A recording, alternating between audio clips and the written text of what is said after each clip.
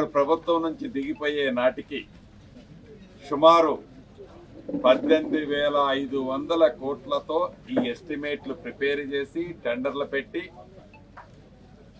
సుమారు 8,000 కోట్లు వారు అధికారంలో ఉన్నప్పుడు ఖర్చు పెట్టారు.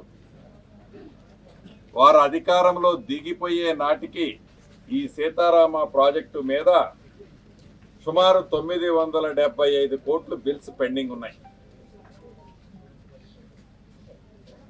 ఆయకట్టు పరంగా వస్తే ఈ 3,75,000 ఎకరాలు ఏదైతే రాజీవ్ సాగర్, ఇందిరా సాగర్ ద్వారా చేపట్టిన డిపిఆర్లు చేసి టెండర్ల కాల్పరి చేసిన ఆ టెండర్స్ అన్నిటినీ మార్చిన తర్వాత ఈ 18,000 కోట్లతో ఏదైతే ఈనాడు సీతారామ పేరుతో పిలువబడుతున్న ఈ ప్రాజెక్టు కొత్తగా వచ్చే ఆయకట్టు ఆనాటి కంటే కేవలం 1,50,000 ఎకరాలు వారు చెప్పే లెక్క ప్రకారం. అంటే రీడిజైన్ పేరుతో పేదోళ్ళు కలకన్న పేదవాళ్ళని కలని నెరవేర్చాల్సిన ఆనాటి ప్రభుత్వం గొప్పలకపై ఆర్భాటాలకపై రీడిజైన్ పేరుతో పేదోడు సొమ్ముని దుర్వినియోగం చేశారు అన్నది ముమ్మాటికి నిజం. అంటే పద్దాక వాళ్ళు తప్పు చేశారు అని చెప్పక తప్పటంలా. ఎందుకంటే వారిలాగా ఆనాడు కాంగ్రెస్ ఉమ్మడి ఆంధ్రప్రదేశ్లో కాంగ్రెస్ ప్రభుత్వం ఏదైతే రాజీవ్ సాగర్, ఇందిరా సాగర్ ప్రాజెక్టులు చేపట్టి అప్పటికే సుమారు 2,400 కోట్లలో 1,100 కోట్ల పైగా ఖర్చు పెట్టారు. ఈ ప్రభుత్వం వచ్చిన తర్వాత ఆ పైపుల్ని, ఆ మోటార్లని స్క్రాప్ చేశారు. ఏది మొన్న 10 సంవత్సరాలు పరిపాలించిన ప్రభుత్వం వచ్చిన తర్వాత మేము అలా చేయొద్దు అని మనసుని నిబ్బరపరుచుకొని వీలైనంత పొదుపు చేస్తూ ఆ సీతారామ ప్రాజెక్టుని గత్యంతరం లేని పరిస్థితుల్లో ప్రజల సొమ్ముని దుర్వినియోగం కానికుండా ఉండే విధంగా దాంట్లో వీలైనంత వరకు మినిమైజ్ చేసి ఈనాడు ఆ ప్రాజెక్టుని ఈ పేదోడు ప్రభుత్వం ఇందిరమ్మ రాజ్యంలో కంప్లీట్ చేసే దిశగా గౌరవ ముఖ్యమంత్రి రేవంత్ రెడ్డి గారి నాయకత్వంలో, ఇరిగేషన్ శాఖ మంత్రి వర్యులు ఉత్తమ్ కుమార్ రెడ్డి గారి సమక్షంలో యుద్ధ ప్రాతిపదిక మీద టాప్ ప్రయారిటీ ఇచ్చి ఈ గిరిజన ప్రాంతంలో ప్రతి ఎకరాకి నీలియాలన్నదే ఈ ప్రభుత్వం చిత్తశుద్ధితో ఈనాడు ఈ పనులు యుద్ధ ప్రాతిపదిక చేపట్టడం జరిగింది. సుమారు ఆనాటి ప్రభుత్వం 8,000 కోట్లు ఖర్చు పెడితే ఇందిరమ్మ రాజ్యం వచ్చిన తర్వాత ఇంకా ఒక పాత బిల్లులో ఒక 500-550 కోట్లు ఈ ప్రభుత్వం కూడా పేమెంట్ చేసి నిద్రపోతున్న కాంట్రాక్టర్లను మేల్కొల్పి ఒక ఆలోచనతో ఏదైతే నాగార్జున సాగర్ ఆయకట్టులో పాలేరు లంకా సాగర్ వైరా ప్రాజెక్టు కెనాల్కి లింక్ కెనాల్ కలిపి సుమారు 1,75,000 ఎకరాలని, అది నాగార్జున సాగర్ ఆయకట్టు కావచ్చు, మీడియం ప్రాజెక్టులైన వైరా, లంకా సాగర్ ప్రాజెక్టుల ఆయకట్టు కావచ్చు, సుమారు 9 మండలాల్లో మైనర్ ఇరిగేషన్ ప్రాజెక్టులు కావచ్చు, అనేక లిఫ్ట్ ఇరిగేషన్ల మీద ఉన్న ఆయకట్టు కావచ్చు, 1,75,000 ఎకరాలని స్థిరీకరించడం కోసం సుమారు 92-93 కోట్లు ఖర్చు పెట్టి 9.6 కిలోమీటర్లు ఈ ఏనుకూరు దగ్గర ఒక లింక్ కెనాల్ని ఈ ప్రభుత్వం వచ్చిన తర్వాత ఈ 8,000 కోట్లు పైచిలుకు ప్రజల సొమ్ము నిరుప్రయోగంగా గత 6 సంవత్సరాల నుంచి ఖర్చు పెట్టిన ఆనాటు ప్రభుత్వం సోయలేని కారణం చేత 1 ఎకరానికి కూడా నీళ్లు ఇవ్వకుండా ఉంటే ఈ ఇందిరమ్మ రాజ్యం వచ్చిన తర్వాత అన్ని విధాలుగా ఆలోచించి గౌరవ ముఖ్యమంత్రి గారు కేబినెట్ మంత్రులము నిర్ణయం తీసుకొని ఆ కెనాల్ని యుద్ధ ప్రాతిపదిక మీద ఈ ప్రభుత్వం వచ్చిన తర్వాత చేపట్టి ఈనాడు అది కంప్లీట్ చేస్తూ భగవంతుడు అనుకూలిస్తే రేపు 15వ తారీఖు నాడు గౌరవ ముఖ్యమంత్రి గారి చేతుల మీదుగా దాన్ని ప్రారంభించుకోబోతున్నాం.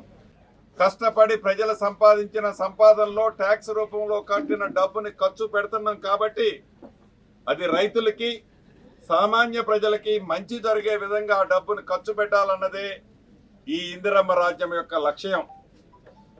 ఆ దిశలో ఈనాడు సీతారామ ప్రాజెక్టులో వెనక్కి పోలేక ముందుకు పోలేక ఆర్థికంగా ఆనాటి ప్రభుత్వం వారి పదవి నుంచి దిగిపోయే నాటికి తెలంగాణ రాష్ట్రం యొక్క అప్పు 7,19,000 కోట్లు.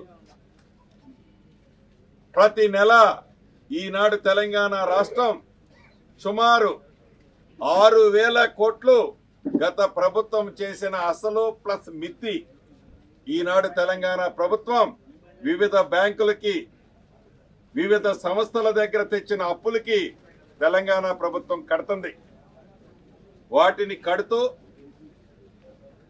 ఇందిరమ్మ రాజ్యంలో జోడెడ్లలాగా అభివృద్ధి సంక్షేమ కార్యక్రమాలని ఇటు అభివృద్ధిని ఎక్కడా తగ్గనీయకుండా సంక్షేమ కార్యక్రమాలకు కూడా ఎక్కడా ఇబ్బంది కలగకుండా రైతును రాజును చేస్తానన్న ఈ ప్రభుత్వం చిత్తశుద్ధితో సుమారు 31,000 కోట్ల రూపాయల రైతు రుణమాఫీని చిత్తశుద్ధితో ఈ ప్రభుత్వం చేస్తుంది.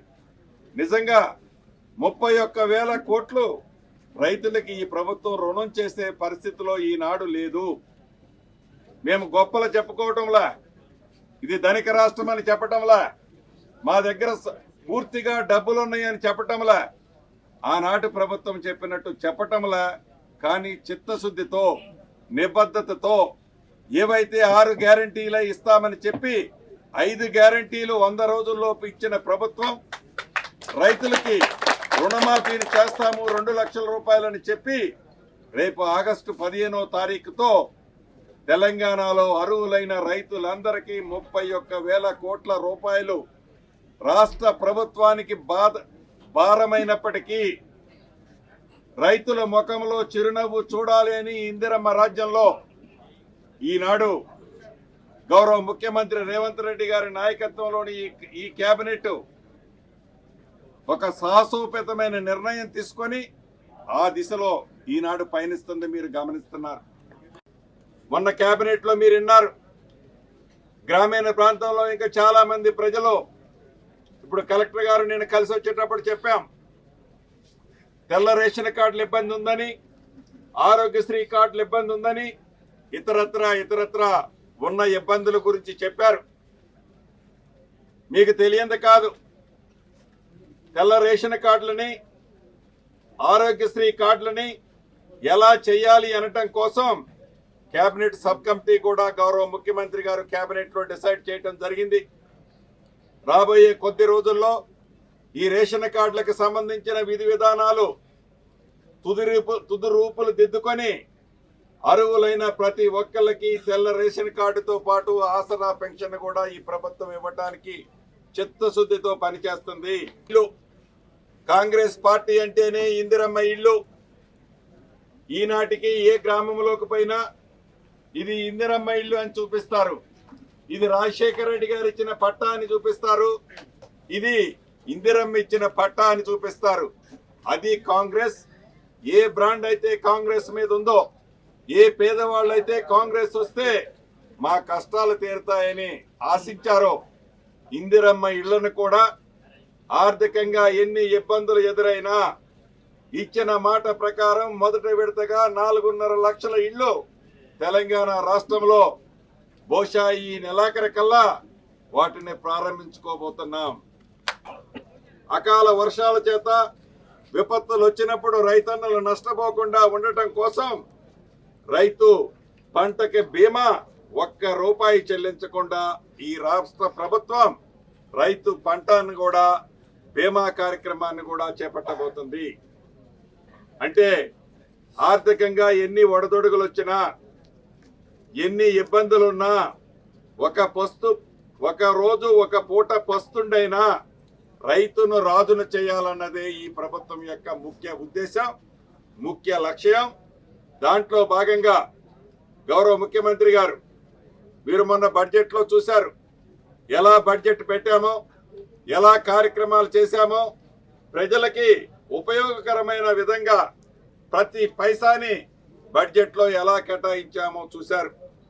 ఇక ధరణి విషయానికి వస్తే, ఆ రోజు మీరందరూ చూశారు, విన్నారు. అసెంబ్లీ సాక్షిగా 10 సంవత్సరాలు పరిపాలించిన ఆనాటి పెద్దలు ధరణి మా పేటెంటు, ధరణి మా పెట్టు, ధరణియే మా సర్వస్వమని ఇంకా గొప్పలు చెప్తున్నారు. ప్రజలందరికీ తెలుసు, ఆనాడు ఎన్నికల ముందు కాంగ్రెస్ మేనిఫెస్టోలో పెట్టింది. మేనిఫెస్టోలో పెట్టడమే కాదు, కాంగ్రెస్ పార్టీ ఇందిరమ్మ రాజ్యం వస్తే ధరణిని తీసుకెళ్లి బంగాళాఖాతంలో వేస్తామని చెప్పాం. మాట ప్రకారం మాకు వారి మీద ఏమీ కోపం లేదు. వారు మంచి చేస్తే ఆ మంచిని సేకరించడానికి ఈనాడు అధికారంలో ఉన్న ఇందిరమ్మ ప్రభుత్వం సిద్ధంగా ఉంది. బేసిజాలకి పోవాలని ఈనాటి ప్రభుత్వానికి లేదు. కానీ తప్పు చేసి ఇంకా మేకపోతే గాంభీర్యంగా మాట్లాడితే అది క్షమించేది ఉండదు. ఏదైతే ధరణితో సామాన్య ప్రజలు ఏదైతే ఇబ్బందులు పడ్డారో దానిని తుదిమొట్టించాలన్నది శాశ్వతంగా తెలంగాణ రాష్ట్రం రెవెన్యూ చట్టాన్ని, ఈ దేశానికి ఒక మోడల్ రెవెన్యూ చట్టాన్ని తీసుకొచ్చి, ధరణి పేరుంటుందా తీసేస్తారా అది పెద్ద విషయం కాదు. సామాన్య ప్రజలకి తెలంగాణ రాష్ట్రంలో భూమి ఉన్న ప్రతి ఒక్క అన్నదమ్ములకి, అక్కజెల్లెలకి ధైర్యంగా నా భూమి తెలంగాణ రాష్ట్రంలో ఉంటే నేనెక్కడున్నా దోకా ఉండదు, నేను చూడబోతే నా భూమి రికార్డుల నుంచి మారి దొరల పేరుతో పోతది అనే భయం లేకుండా ఉండే విధంగా చట్టాన్ని సవరించబోతున్నాం. అది కూడా 4 సంవత్సరాల క్రితం ఆనాటి ప్రభుత్వం ఎల్ఆర్ఎస్ కార్యక్రమం అని ఒక అద్భుతం, మీకున్న ల్యాండ్ ఏదైతే ఇళ్ల స్థలాలు ఉన్నాయో వాటన్నిటినీ రెగ్యులైజ్ చేస్తాము అంటే సామాన్య ప్రజలు ఫీజులు కట్టి సుమారు 25 లక్షల అప్లికేషన్లు ఆనాడు 4 సంవత్సరాల క్రితం అప్లోడ్ చేసుకున్నారు. ఎన్నికల ముందు ఇదిగో అన్నారు, అదిగో అన్నారు, ఇంద్రలోకం చూపించారు, వాటిని పరిష్కరించలా. ఈ ప్రభుత్వం చిత్తశుద్ధితో ఈనాడు ఏవైతే 25 లక్షల అప్లికేషన్లు ప్రభుత్వం దగ్గర పెండింగ్ ఉన్నాయో ఈ రాబోయే 3 నెలల లోపు వాటికి ఒక తుది మెరుగులు దిద్ది న్యాయమైనవి, ప్రభుత్వ భూములు కానివి, ప్రభుత్వ చెరువుల్లో శిఖరాలని కాకుండా అదే రకంగా భూదాన భూములు, అదే రకంగా వక్ఫ్ బోర్డు భూములు, ప్రభుత్వ భూములు కాకుండా ఉన్న ప్రతి దాన్ని ఎల్ఆర్ఎస్ లో అప్లై చేసుకున్న అర్హులైన ప్రతి ఒక్కరి అప్లికేషన్ ని ఈ ప్రభుత్వం అప్రూవల్ చేయడానికి సిద్ధంగా ఉందని మీ ద్వారా యావత్ తెలంగాణ ప్రజలకు కూడా తెలియజేస్తున్నాను. ఇందిరమ్మ రాజ్యంలో పేదవాళ్ళకి, బడుగు బలహీన దళిత గిరిజన మైనారిటీలకి, యువతకి, మహిళలకి, రైతన్నలకి, కుల వృత్తులు నమ్ముకున్న ప్రతి ఒక్కరికి భరోసా ఇచ్చే ప్రభుత్వమే ఇందిరమ్మ ప్రభుత్వం. ఈ ఇందిరమ్మ ప్రభుత్వంలో ఇచ్చిన ప్రతి మాటని చిత్తశుద్ధితో చేయటానికి ఈ ప్రభుత్వం సిద్ధంగా ఉంది. మీరు అసెంబ్లీలో విన్నారు, ప్రధాన ప్రతిపక్ష నాయకులు ఏ రకమైన కారుకోతలు కూశారో. కాంగ్రెస్ పార్టీ వస్తే కరువు వస్తుంది, కాంగ్రెస్ పార్టీ వస్తే కష్టాలు వస్తాయి, కాంగ్రెస్ పార్టీ వస్తే కరెంటు పోతుంది అన్నారు. వారి ముఖాలకి ఇప్పుడు చూడండి. పైన నిన్న కూడా చెప్పాను, వానదేవుడు కరుణించాడు.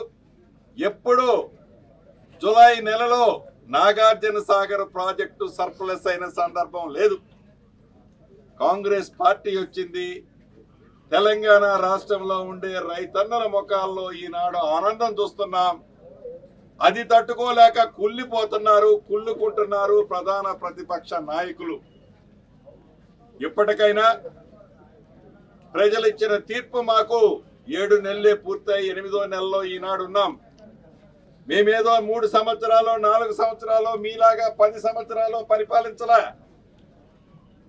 ఇంకా ఒక విషయం అందరూ నవ్వుకునే విషయం మొన్న అసెంబ్లీలో చెప్తున్నారు.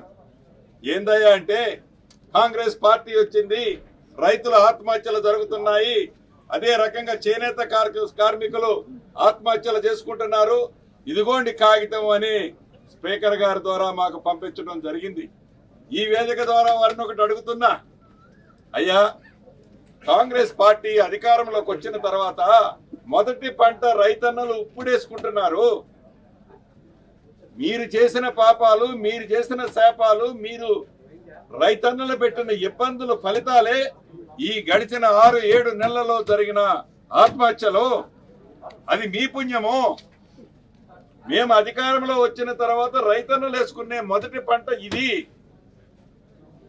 ఇది వదిలేసి మీరు చేసిన పాపాలు శాపాలని తల్లి లాంటి కాంగ్రెస్ పార్టీ మీద రుద్దటానికి కనీస ఇంగిత జ్ఞానం లేకుండా అసెంబ్లీలో మీరు మాట్లాడటం చాలా అవహేళించుకుంటున్నారు ప్రజలు.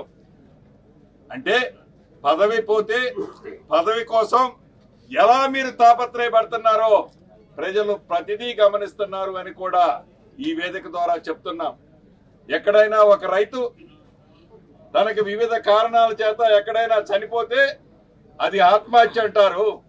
అదే మీ టైంలో చనిపోతే దానికి ఇంకొక కలర్ ఇస్తారు. మీ నిజ స్వరూపం.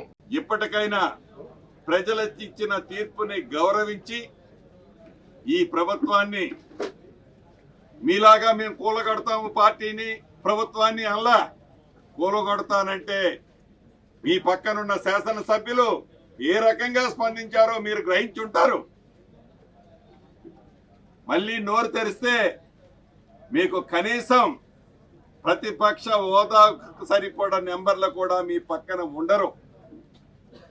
అది గమనించాలని ఈ వేదిక ద్వారా మరొకసారి తెలుపుతూ కేంద్ర ప్రభుత్వం కూడా ఏదైతే ఆశించామో ఈ బడ్జెట్లో కనీసం కోఆపరేషన్ చేసే రాష్ట్ర ప్రభుత్వం వచ్చిందని గ్రహించిన తర్వాత అయినా కేంద్ర ప్రభుత్వం మొన్న బడ్జెట్లో తెలంగాణ రాష్ట్రానికి సబ్సిడీ నిధులు ఇస్తామని ఆశించాం.